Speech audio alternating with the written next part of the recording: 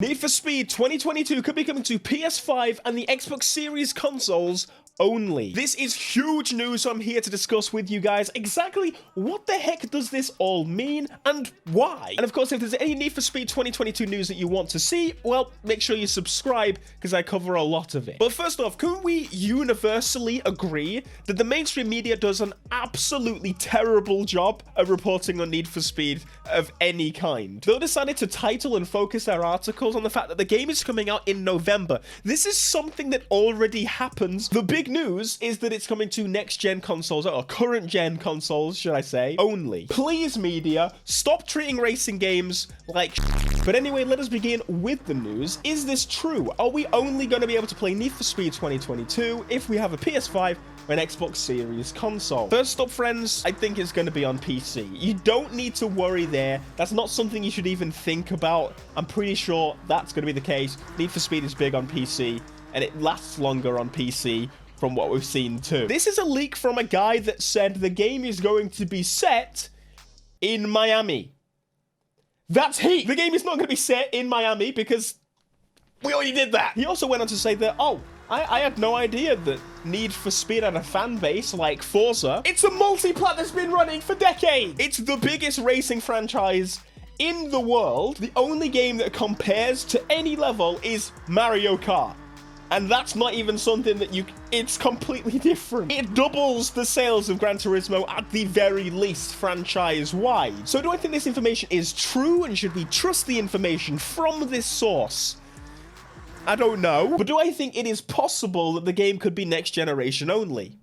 Yes. Now, why would Need for Speed be next generation only? There's a few reasons as to why. The main one being the advancements in technology. These consoles are, although not incredible machines by today's standards of PCs, for the price, they are freaking good. It means games can look their best, but also developers can be a little bit lazier. There's a lot of scalability due to the hardware in these, and that more so being the memory. The memory is the big one, and the more you can load onto the dump onto the memory, well, the better, especially for a racing game, especially for a racing game that struggled on its own engine because it's not a racing game engine. Streaming textures and loading things at stupidly high speeds is so much easier when you have high speed, insanely high speed and reliable memory. But that does bring you to the question, what about PC players? Yes, you can install an SSD, but are you going to segregate that market and say, no, PC players, you have to have an SSD to play this game? That might be a bit odd. So that's the one point to think on. Realistically, this all comes back to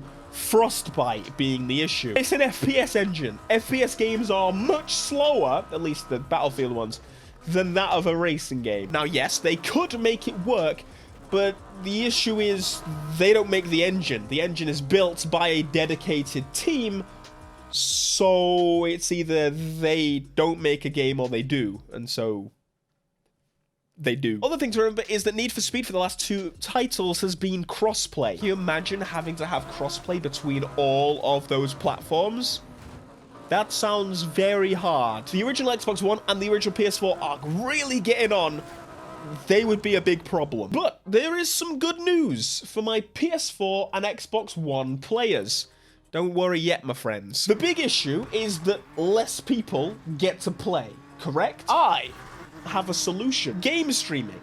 Now hold on. Game streaming is a thing you can do. It is here. It has landed, mostly on the Xbox side. It's been a thing on the PlayStation for longer, but they are currently regenerating how the model works. And in June, which is half a year before the game comes out, PlayStation will have a similar model. Currently on Xbox Game Pass Ultimate, you can do something which is pretty cool, which is stream the better version of the game, the Xbox One X version of Forza Horizon, and play it on your original base Xbox One.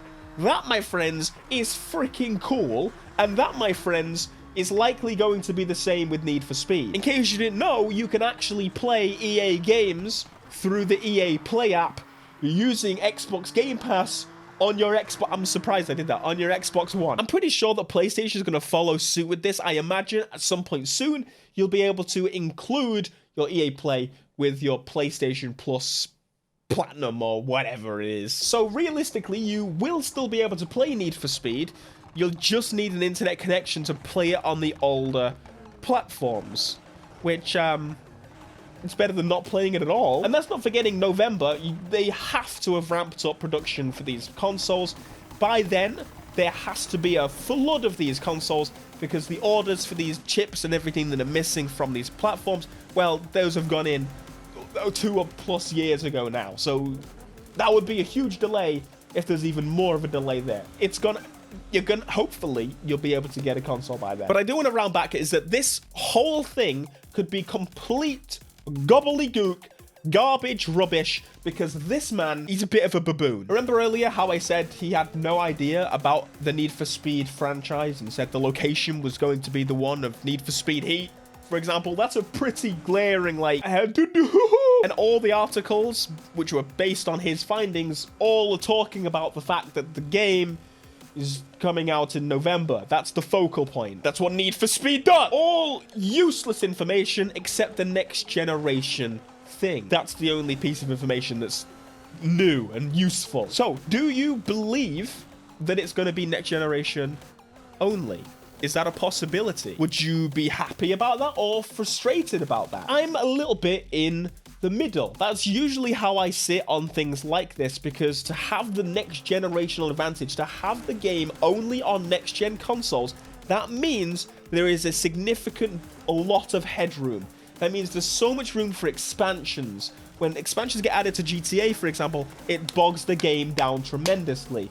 They now have so much headroom. If they were developing the game for previous generation consoles, especially, because that means they can just turn everything up to 11 and just it will run with headroom. At the same time, I would be a little bit disappointed for my friends that are currently stuck on previous generation consoles at no fault of their own, whether that be cost, whether that be the fact that you can't get a bloody console.